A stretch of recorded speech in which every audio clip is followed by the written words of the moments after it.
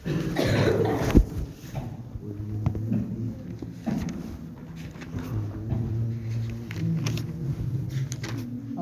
بالله من الشيطان الرجيم. بسم الله الرحمن الرحيم.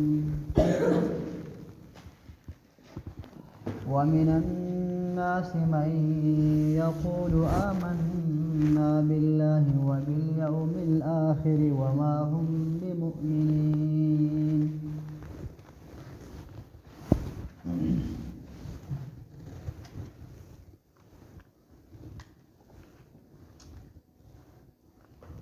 دا الحمد نوالا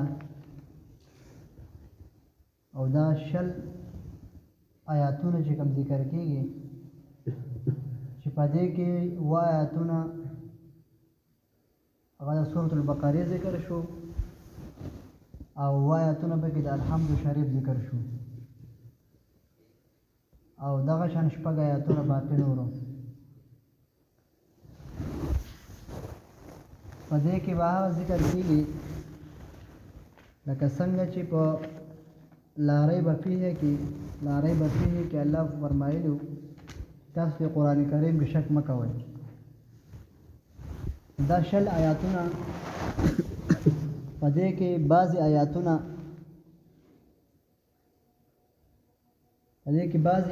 هغه دي چې هغه د مؤمنانو صفاتونه ذکر شو باغې کې او د مؤمنانو لپاره خوشخبری ذکر شو او 15 آیاتونه به کې 15 آیاتونه هغه د مؤمنانو لپاره الف لام نواله مفلحون پورې او د مفلحون نواله 15 آیاتونه نور په دې کې د کافرانو بس کېږي. پرونه چې کوم 2 آیاتونه ذکر شو الذين كفروا نواله عظیم پورې دا 2 آیاتونه د هغه کافرانو باره کې چې کم کافران چې کلی عام انکار کوي د اسلام نه او د عظیم نواله تا 14 آیاتونه باقی په دې کې هغه منافقانو ذکر دی کم چې په ظاهر باندې ځان ته مسلمان وای او په زړه کې کفر پټ کړی دی. د منافقانو مبارک 14 آیاتونه او کم چې سوچه انکار کوي چې مونږ اسلام نه قبلو هغه باره کې 2 آیاتونه دي او د مسلمانانو د په باره کې 15 آیاتونه هغه کې الله پاک خپل چې کوم احکام دي کوم خبرې دي او کوم عقیده دا ذکر کړی ده انسانانو د مسلمانانو لپاره. دا شل آیاتونه د الله ریب فيه چې اول مونږ ورته په دې قران کریم کې با شک نه کوي نه به شک شته. وس رکوع د خیره پوره کړه و د منافقانو با شروع شو. دا باقي چې کوم 14 آیاتونه دي اوس دغه صرف د منافقانو بحث دی. دا منافق څه ته وایي او منافقان څنګه جوړ شي او د ولې داسې منافق توب کوو دا هغه باره کې الله فرمایي. مکه مکرمه کې منافق نه و ځکه مکه مکرمه کې چې ده الته یا سوچه مسلمانی و او یا سوچه کفر و ځکه چې الته یو څیز و چې کم مسلمانان هغه لوکټې کمزوري و نو هغوی خپل دین قبول کړه په پټه باندې یعنی په پټه مسلمانانو او په ظاهر باندې به د کافرانو سره به دا نه چې موږ مسلمانان یو ځکه هلته زور د کافرانو په مکه کې ظلم زیاتی او د کفارو زور نو په مکه کې مسلمانان په پټه وو خو کافران په پټه نه وو کافران ښکاره وو ځکه زور د هغوی سیوا وو. کله چې بیا مدینه منورې ته نبی کریم صلی الله علیه وسلم هجرت وکړو نو په مدینه منوره کې بیا 2 ډلې وې د انصارو یو اوس یو خزرج اوس خزرج دا 2 ډلې وې د انصارو غټې او د يهوديانو نه هم 2 ډلې وې. یو ډله هغه بنو قینقاع وه او دویمه ډله هغه بنو قریظه او دویمه ډله هغه بنو نذیر درېیمه. دا د یهودیانو دا درې ډلې وي. دا درې قومونه یهودیانو نه لوی لوی ډلې وي په مدینه کې چې کوم آباد خلک وو، او دوه ډلې هغه اوس او خزرج دا دوه ډلې وي. په دې کې دا بنو قینقاع او بنو نذیر دا کوم چې د یهودیانو دوه ډلې وي، دا د خزرج والا سره تعلقات په ساتو د هغو ملګري وو، او دا کوم چې د بنو قریظه ول د دوی تعلقات به د اوس د قبیلې سره وو. بیا الله رب العزت په دغه مدینه منوره کې د اوس او د خزرج د انصارو نه ډېر خلک مسلمانان شول. دوی هم مخکې د په جاهلیت په وخت کې به په بوتانو باندې ایمان راوړی او شرک به کوو، څنګه چې د مکې خلکو به کوو اسلام نه مخکې، نبي علیه السلام د راتلو نه مخکې په جاهلیت په زمانه کې دغه شان به اوس او خزرج دې دوه ډولو مدینې والا دغه شان دوی به هم کوو. بیا الله رب العزت د دوی په خاندان کې ډېر خلک مسلمانان کو، اوس او خزرج د انصارو نه، او کم چې دا درې نور ډلې وي بنو قریظه، بنو قینقاع او بنو نذیر د یهودیانو نه، نو دوی کې ډېر کم خلک مسلمانان شو. چې په هغې کې یو عبدالله ابن سلام دی. دا د یهودیانو عالم و، تورات ورته یاد و او د تورات عالم و، په دوی کې مشر و. نو دا د دوی یهودیانو نه یو عبدالله ابن سلام هغه مسلمان شو، او څه خال کس نیمو سره نور مسلمانان شول، او باقي چې د هغوی په تقدیر کې هغه دغه اسلام نه و. نبی علیه السلام دیني په قسمت کې نه و.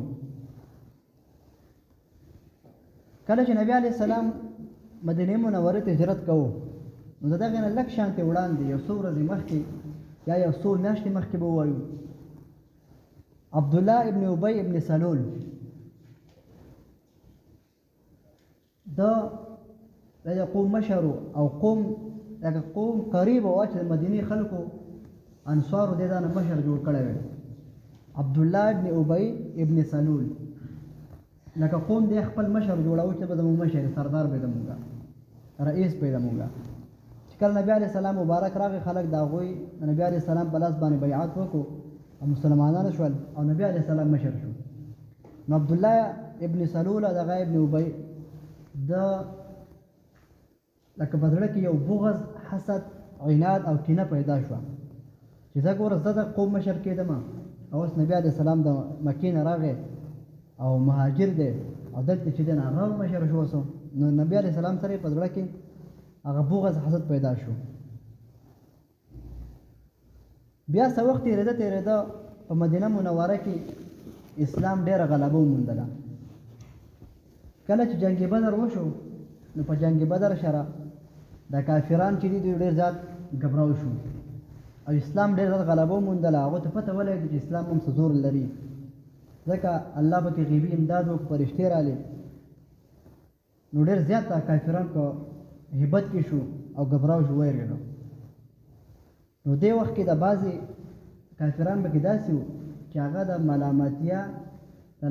ملامت کوونکي د ملامتیا نه په ظاهره باندې چې داسې کار به وکړو، دې سره به چل وکړو، په ظاهره باندې به ایمان راوړو، نبي علیه السلام ته چې موږ تاسو باندې ایمان راوړی دی موږ ته به څه نه وایي، او په دننه او زموږ چې کوم هغه قبیله ده هغو به راته هم په طرف نه وایي، او دننه به چې دی نو ځان نه به خپل زړه کې کفر پټ کړو. دا مشورې وکړه، ځکه چې که دا نه کوو نو بله زموږ څه لاره نشته، یا جهاد دی یا مسلمانېدل دی، یا قتل دی زمونږ یا مسلمانېدل دی. موږ مسلماني ګوښ هم نه، او قتل هم ګران کار دی. دا یو بانې ولټوله چې په ظاهره به مسلمانان شو، په باطنه کې به کفر دننه پټ کړو.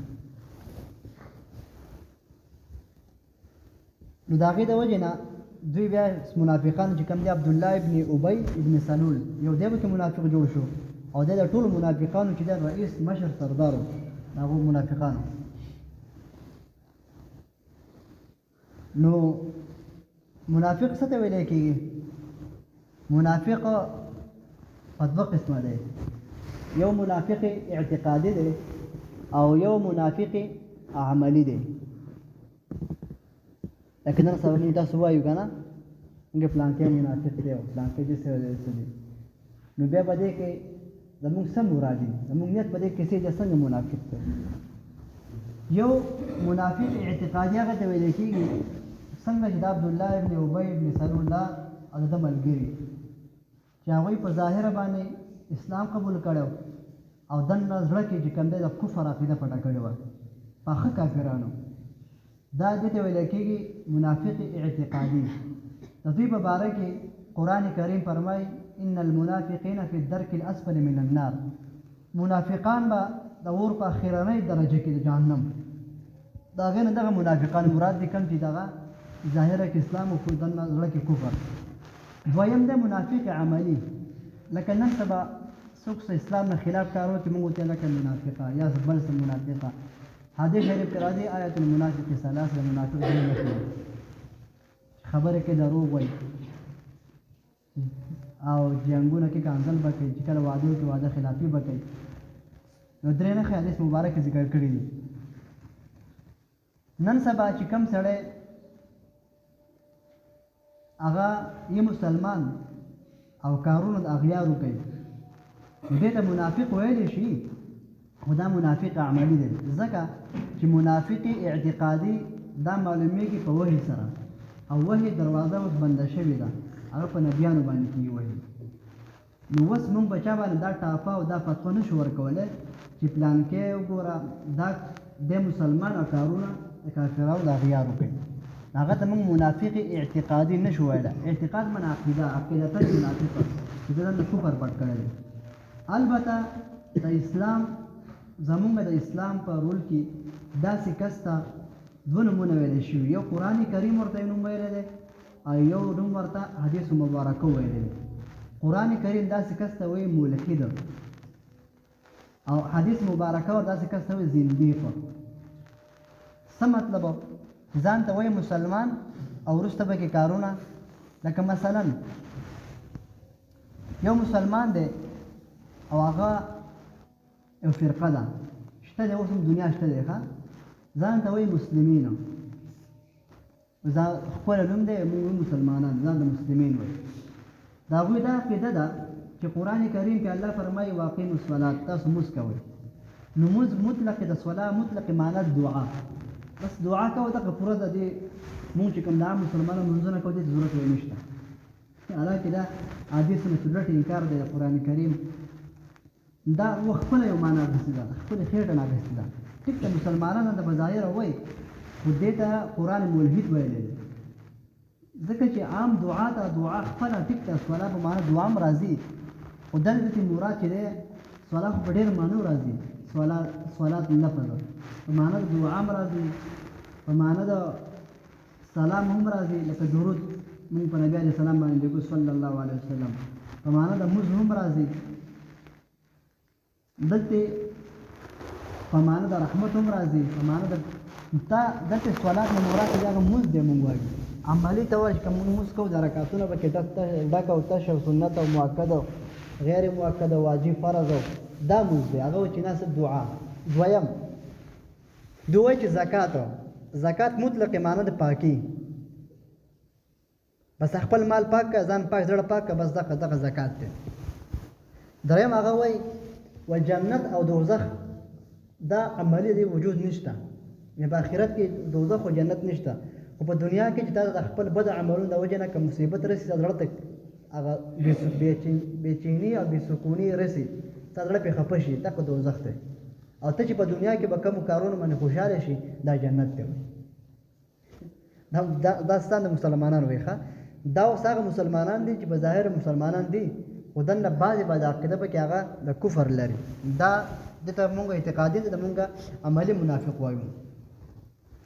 داسې دنیا کارونه به کې نور وي، لکه مثلا ختم نبوت نه مني، د نبي علیه السلام آخري پیغمبر نه مني، او دا آخري پیغمبر نه دی، لکه قادیانیان شو، وایي بل پیغمبر دنیا ته هم راتلو والی شته. یا دویم دا مثال چې عیسی علیه السلام نه مني، او عیسی علیه السلام اسمان ته نه دی خطی، ژوند دی، هغه خط الله پاک وفات کړی دی، روح ته اغستی، روح اسمان ته خطی دی. موږ وایو عیسی علیه السلام د خپل وجود سره سلامت اسمان د خطه سلامت برا کوزیږي. دغه شان دنیا نورو د مسلمان یعنی د یو د شرعي یو مسلې هغه نه مني یا د هغه مذاق وړاوي. لکه شرعي مسله ده ته ورته دا مسله داسې شرعي ده د هغې مذاق وړاوي مر دا پکې چلاوسي سړیا دا نه کوم دا اسلام منم خو دا پکې نه منم. دغه ته ویل کېږي د قرآن کریم په معنی کې ملحد یلحدون قرآن کریم کې دا ټکي براشي مکتا او دا حدیث مبارکو په نچون کې دیتا او په رول کې دیتا ویل کېږي زندقه سمانه چې کار یې د مسلمان او کارونه د اغیارو کوي. نو دغه چې دی دغه منافق دی خو منافق عملی دی بس الله باندې بس هغه سزا او جزا ده چې الله ورسره کوي.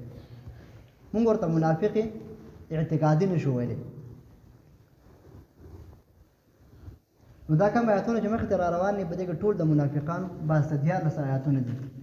ګورئ دا ظاهر نه پته لګي چې دا عام کافران په باره کې صرف 2 آیاتونه دي ان الذين والا د عظیم پورې او د منافقان مبارک 14 آیاتونه دي.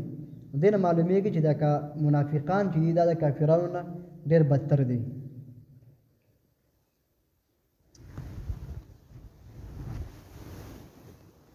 ومن الناس او بعض خلقنا من هغه دی یقولو چوای آمنا مونږ ایمان راوړل دی بالله فالله پاک باندې وبالیوم الاخر او فورز د اخرت باندې وما هم بمؤمنین او نه دوی په حقیقت کې ایمان راوړونکي یخادعون الله دوی دوکه ورکوي الله لرا والذین او هغه کسانو لرا امنو چې هغوی ایمان راوړی دی.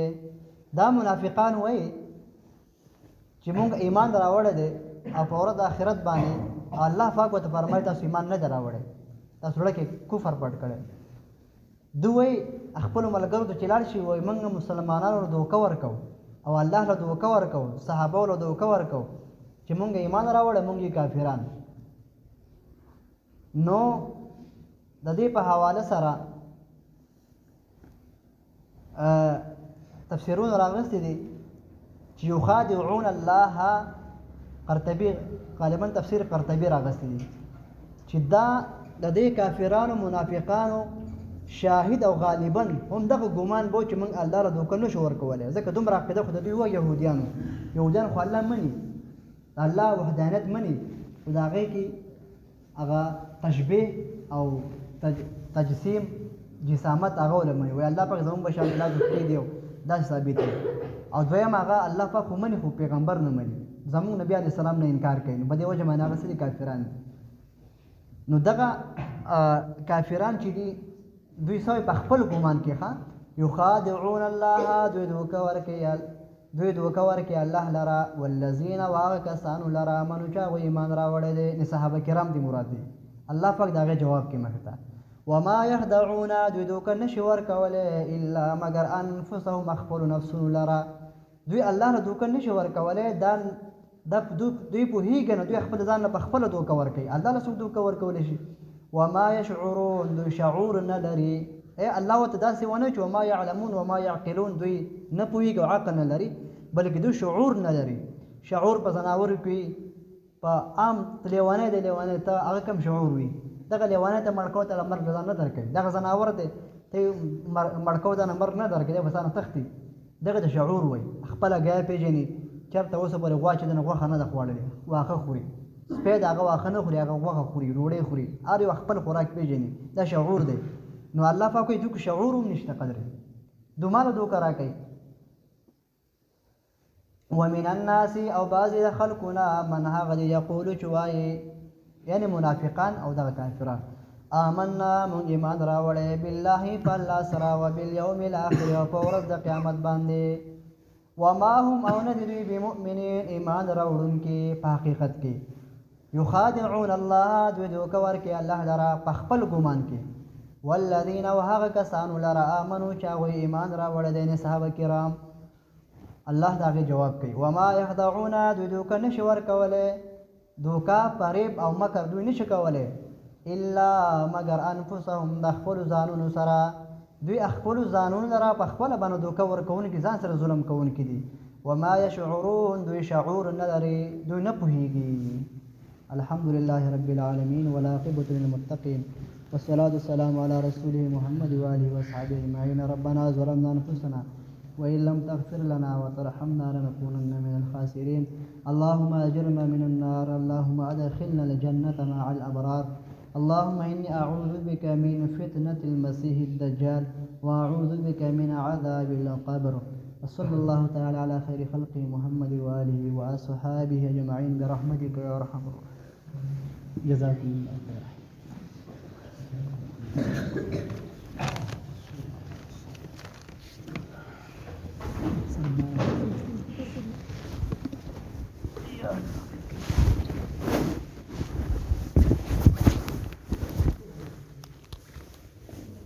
Yeah.